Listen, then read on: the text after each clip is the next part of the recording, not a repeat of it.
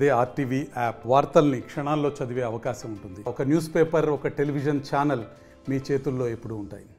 కరీంనగర్ శాతవాహన యూనివర్సిటీలో వినూత్నమైనటువంటి రీతిలో జాబ్ మేళా నిర్వహిస్తుంది. జాబ్ మేళాకు సంబంధించి ఇటీవలనే పదవి బాధ్యతలు చేపట్టినటువంటి వైస్ ఛాన్సలర్ గారు ప్రత్యేక శ్రద్ధ పెట్టడం జరిగింది. దీనికి సంబంధించి ఎన్ని కంపెనీలు వచ్చాయి, ఎంతమంది విద్యార్థులు అపేర్ అవుతున్నారు?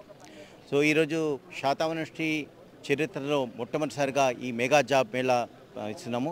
ముఖ్యంగా దీని యొక్క ముఖ్య ఉద్దేశం కరీంనగర్ చెందిన విద్యార్థులు, శాతవాహన యూనివర్సిటీ చెందిన విద్యార్థులు, గ్రామీణ విద్యార్థులకు ఒక విధమైన ఏదైనా ఒక విధమైన జాబ్ కల్పించాలని మెయిన్ ఉద్దేశము. పోతే ఈ మెగా జాబ్ మేళ కూడా సంవత్సరానికి 2 సార్లు పెట్టాలని మా యొక్క ఉద్దేశము. దానికోసం మేము పిల్లలను ట్రైన్ కూడా చేస్తున్నాము. సో ఈరోజు పర్ఫార్మెన్స్ బట్టి మేము నెక్స్ట్ మేము ఎలా ప్లాన్ చేయాలని ఆలోచన ఉన్నాము. బట్ ఈరోజు మాత్రం 50+ కంపెనీస్ వస్తున్నాయి. తర్వాత 5,000 మందికి ఉద్యోగాలు వాళ్ళు ఇవ్వాలని ఆలోచిస్తున్నారు. మనం ఈరోజు సాయంత్రం వరకు మనకు ఎన్ని ఉద్యోగాలు వచ్చి మనకు ఒక ఫిగర్ వస్తుంది. సో దీనికి బీఈ, బీటెక్, యూజీ, పీజీ విద్యార్థులు, ఫైనల్ ఇయర్ విద్యార్థులు, మరి 2020 నుండి 2025 మందికి చెందిన విద్యార్థులు అర్హులు. కాబట్టి ఈ విద్యార్థులు ఈ అవకాశాన్ని చక్కగా సద్వినియోగం చేసుకొని ఒక మంచి ఉద్యోగం పొందాలని నేను కోరుకుంటున్నాను. ఇక యూనివర్సిటీలో చాలా కాలం నుంచి టీచింగ్ అండ్ నాన్ టీచింగ్ పోస్టులకు సంబంధించి వేకెన్సీస్ ఉన్నాయి. అంటే ఇప్పటిలోగా మీరు ఈ వేకెన్సీ అన్ని కూడా ఫిల్ చేసే అవకాశం ఉంటుంది? ఇది చాలా మంచి ప్రశ్న. ఇటీవలే మన ప్రియతమ ముఖ్యమంత్రి రేవంత్ రెడ్డి గారు వైస్ ఛాన్సలర్స్ మీటింగ్ పెట్టి ఫస్ట్ నేను చేసే పని ఏమంటే నేను యూనివర్సిటీ ఫ్యాకల్టీ ఇస్తానని మాకు సారు చెప్పినారు.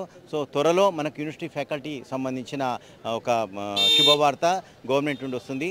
సో ఆ విషయం దాని విధంగానే మేము కూడా బీసీలందరూ ముఖ్యమంత్రి గారిని విజ్ఞప్తి చేయడం జరిగింది. సో అతి త్వరలో మనకు ఫ్యాకల్టీ రిక్రూట్మెంట్ అవుతుందండి. సో మోరోవర్ ప్రజాపాలన విజయోత్సవాల్లో భాగంగా పెద్దపల్లిలో మీరు సీఎం గారిని కలిసి లా కాలేజు, ఇంజనీరింగ్, ఇతర కోర్సులన్నీ కూడా మన under control of the Satavahana university ఉండాలని ఒక రిప్రజెంటేషన్ ఇచ్చారు. వాళ్ళు ఏ విధంగా స్పందించారు, ఎట్లా చూడొచ్చు? Not under control. శాతవాహన యూనివర్సిటీలోనే ఒక దాదాపు తెలంగాణ యూనివర్సిటీ అన్ని యూనివర్సిటీలో ఇంజనీరింగ్ కాలేజ్, లా కాలేజ్ ఉంది, కానీ శాతవాహన యూనివర్సిటీలో లేదు. కాబట్టి పెద్దపల్లి విజయోత్సవాలకు వచ్చిన ముఖ్యమంత్రి గారిని నేను అభ్యర్థించినాను. పొన్నం ప్రభాకర్ గారు సీఎం గారి దగ్గర తీసుకెళ్ళి మా శాతవాహన యూనివర్సిటీ వైస్ ఛాన్సలర్ వచ్చినారు, ఇక్కడ లా కాలేజ్, ఇంజనీరింగ్ కాలేజ్ లేదు అంటే ముఖ్యమంత్రి గారు వెంటనే స్పందించినారు. నేను రిప్రజెంటేషన్ ఇచ్చిన కొద్దిసేపటికి స్టేజ్ పైన శాతవాహన యూనివర్సిటీకి ఒక ఇంజనీరింగ్ కాలేజు, ఒక లా కాలేజు నేను బాధ్యత తీసుకున్నాను చెప్తున్నారు. So maybe 25-26 next academic year ఒక law college, engineering college Satavahana యూనివర్సిటీలో తప్పకుండా మనకు గవర్నమెంట్ ఆర్డర్స్ వస్తాయండి. మోర్ ఓవర్ ఈ శాతవాహన యూనివర్సిటీలో ఎంకామ్, ఎంబీఏ లాంటివి ఉన్నాయి, కానీ హ్యూమనిటీకి సంబంధించి హిస్టరీ లాంటి కోర్స్ లేదు, పొలిటికల్ సైన్స్ లేదు, జర్నలిజం లేదు. వీటికి సంబంధించి మీరేమన్నా తీసుకొచ్చి ఇంప్లిమెంట్ చేసేటువంటి ఇంట్రడ్యూస్ చేసే అవకాశాలు ఉన్నాయా? Sir Rome was not build in అంటే సో రాత్రికి రాత్రి అద్భుతాలు జరగవు. 1 by 1 ఇప్పుడు లా కాలేజ్ చాలా, అది కాక ఎంఫార్మసీ, ఎంప్లాయింగ్ ఎంఈడి. సో ఈ 4 ప్రధానమే. తర్వాత నేను 3 years టర్మ్ కాబట్టి ఒక్కొక్కటి టేకప్ చేస్తాను. డిమాండ్ ఉన్న కోర్సులు పెట్టుకోవాలని నా ఉద్దేశం. I will study what ever suggested, good suggestion, I will go through it and I will try to introduce.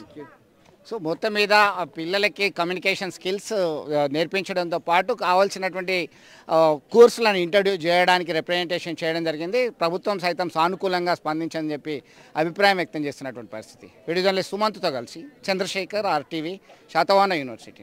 మరిన్ని వీడియోస్ కోసం ఛానల్ ని సబ్స్క్రైబ్ చేయండి. లేటెస్ట్ అప్డేట్స్ కోసం వాట్సాప్ ఛానల్ ని ఫాలో చేయండి. అండ్ లింక్ డిస్క్రిప్షన్ లో ఉంది.